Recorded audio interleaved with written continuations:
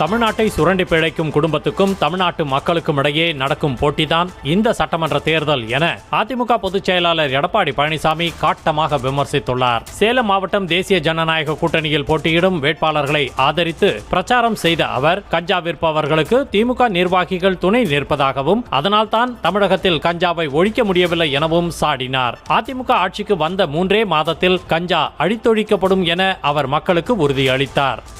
திரு கருணாநிதி குடும்பத்திற்கு 3 நாள் நடக்கின்ற தேர்தல் செயல்படுத்துவீங்களா? இன்றைக்கு எனக்கு முன்னாலே பாட்டாளி மக்கள் கட்சி தலைவர் சொன்னதை போல சட்ட ஒழுங்கு சந்தி சிரிக்குது.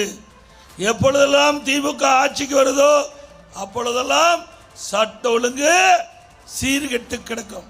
அதே நிலைதான் இப்பொழுதும். எங்கே பார்த்தாலும் போதைப் பொருள் விற்பனை பல வடிவத்தில் வந்தாச்சு.